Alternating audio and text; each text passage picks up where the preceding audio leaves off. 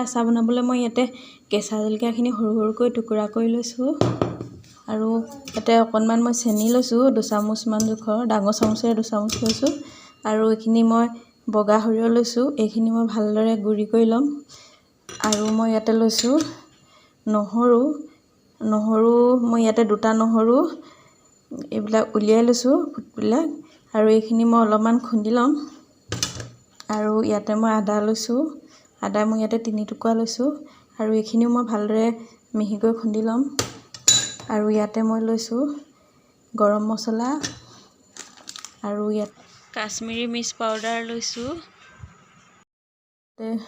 ইয়াতে মিঠাতেল লৈছোঁ মই 1 কাপ আৰু এইটো টেঙা লৈছোঁ আৰু এই টেঙাটোৰ পৰা মই ৰস উলিয়াব লাগিব আৰু ইয়াতে মই ল'ম ইয়াতে মই নিমখ অকণমান সৰহকৈ লৈছোঁ টেঙা দিম গতিকে ইয়াতে মই নিমখ অলপমান ইয়াতে লৈছোঁ জিৰা পাউডাৰ এইটো মই গোটা জিৰা খুন্দি লৈছিলোঁ ইয়াতে মই জিৰা পাউডাৰ লৈছোঁ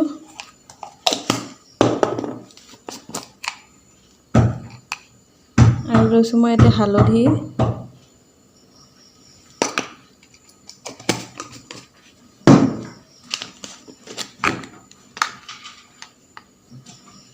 আৰু লৈছোঁ ধনিয়া পাউডাৰ মই 2 চামুচ লৈছোঁ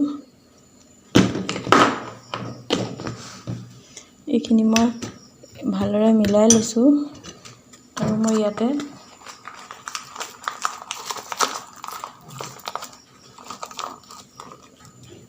মই গৰম মছলা দিম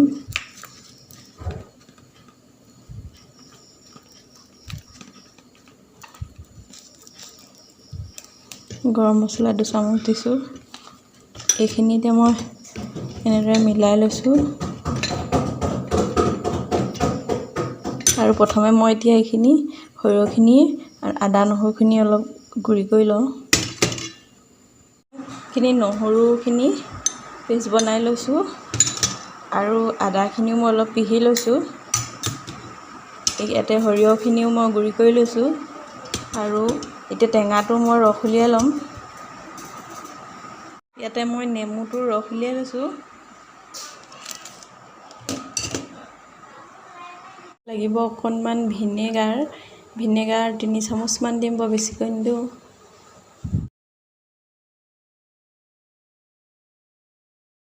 মই গেছৰ ওপৰত এটা কেৰাহী তুলি লৈছোঁ আৰু ইয়াতে কেৰাহীটো গৰম হ'লে মই মিঠাতেল দিম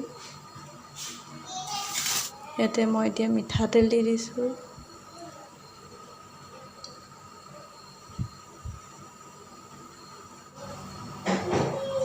এতিয়া মই দিছোঁ নহৰু পেষ্টটো দিছোঁ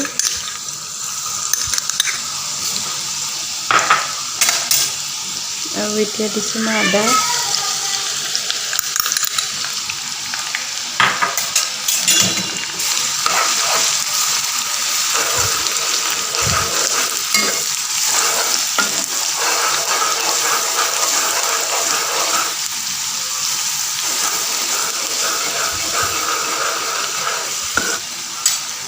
ইয়াতে মই এতিয়া মিলাই থোৱা মছলাখিনি দিছোঁ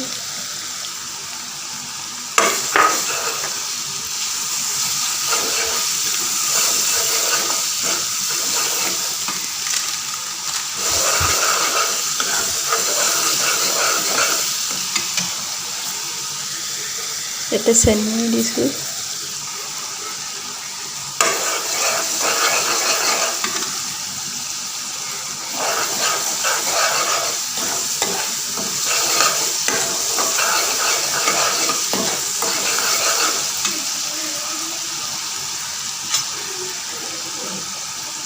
ইয়াতে মই সৰিয়হৰ গুড়িখিনি দি দিছোঁ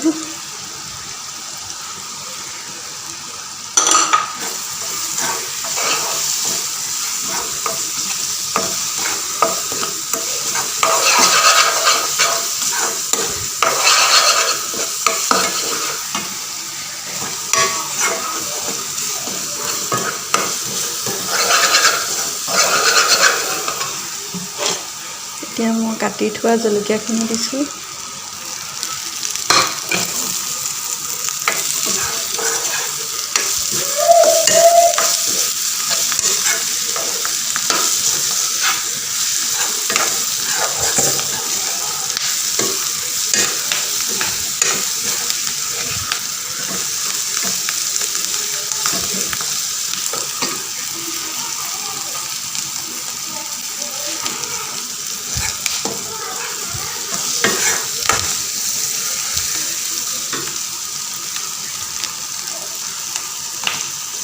মই ইয়াতে এতিয়া কাশ্মীৰী মিৰ্চি পাউডাৰটো দিম, কাশ্মীৰী অলপ কালাৰটো উঠিবৰ বাবে।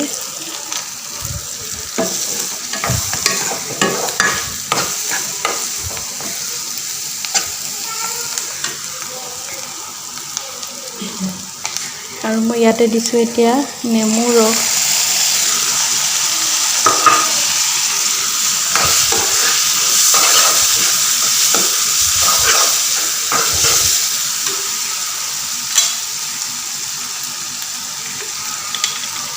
আৰু এতিয়া মই ইয়াতে দিম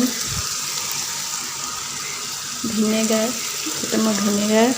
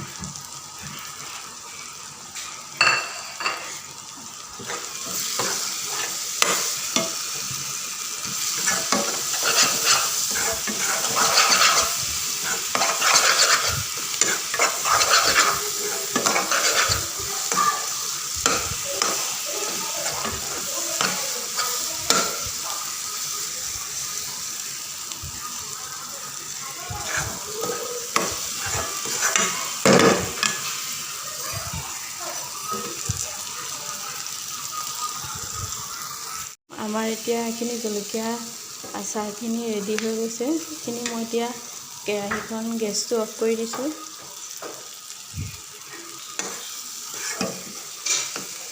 এতিয়া এইখিনি অলপ সময় ঠাণ্ডা হ'বলৈ দিম, তাৰপিছত কাঢ়ি ল'ম। আৰু এতিয়া আমাৰ ইয়াতে জলকীয়া আচাৰ ৰেডি হৈ গৈছে।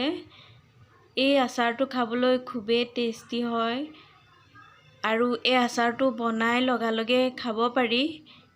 আৰু ভালদৰে মই এইখিনি এতিয়া এটা বটলত ভৰাই থ'ম আৰু আজি বনোৱা দিনাখনৰ পৰাই মই খাম আৰু কিমান দিন যায় ভালদৰে ৰাখি থ'ম। তিতা চামুচ নলগাকৈ ৰাখি থ'লে 15-20 দিনলৈকে থাকে। মোৰ ভিডিঅ'টো আজি মই ইমানতে সামৰণি মাৰিছোঁ। আপোনালোকে যদি ভিডিঅ'টো চাই ভাল পায় তেনেহ'লে এটা লাইক কৰিব। ধন্যবাদ।